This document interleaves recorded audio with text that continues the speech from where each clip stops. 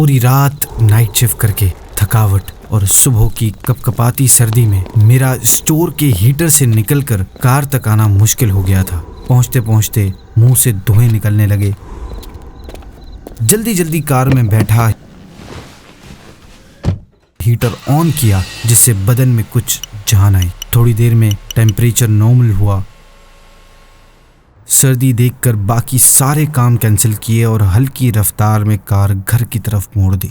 रास्ते सुनसान पड़े थे। सर्दी की वजह से कोई बाहर नहीं निकल रहा था। घर के करीब पहुंचा तो अचानक मेरी नज़र एक शख्स पर पड़ी जो सर्दी से कांपता हुआ सड़क के किनारे किनारे पैदल चलते हुए जा रहा था। मैंने सोचा, या खुदा, ये इतनी सख्त सर्दी में कहाँ जा रहा है और वो भी पैदल। शहर में लूटमारी के जो हालात हैं उसके बाइस इसके पास जाने का दिल तो नहीं कर रहा था कि न जाने कब कौन सी मुसीबत सर पर आ जाए। लेकिन क्यूरियोसिटी यानी तजस्सुस और इंसानी हमदर्दी के जज्बे से मजबूर होकर गाड़ी उसके पास जाकर रोकी।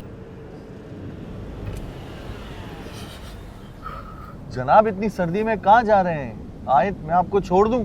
बहुत शुक्रिया जनाब, अभी तो मैं बस पहुंच ही गया हूँ। ये सामने वाली मस्जिद ही जाना है। लेकिन अभी तो फजर की अजान भी नहीं हुई। जी, मैं यहाँ का मोज़िन हूँ। अजान का वक्त हो गया है। आपका बहुत बहुत शुक्रिया। अल्लाह ताला आपको खैर जज़ा दे।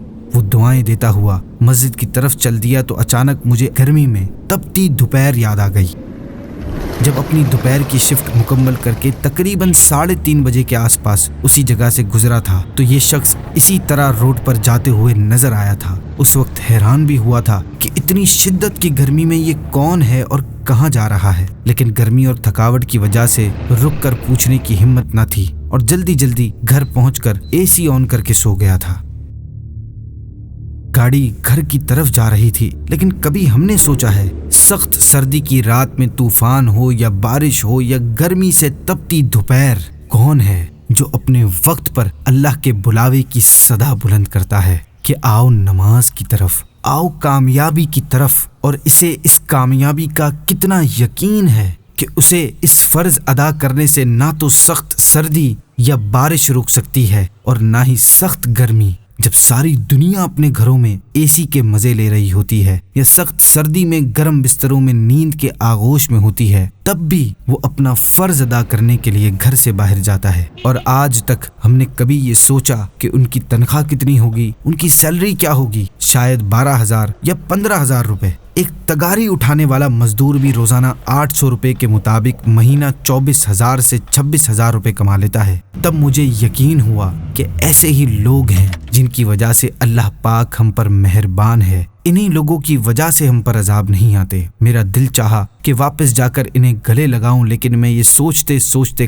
कब का अपने कमरे में लेट चुका था। हीटर वाले कमरे में होते हुए भी मुझे सुकून नहीं मिल रहा था। अल्लाहु अकबर, अल्लाहु अकबर।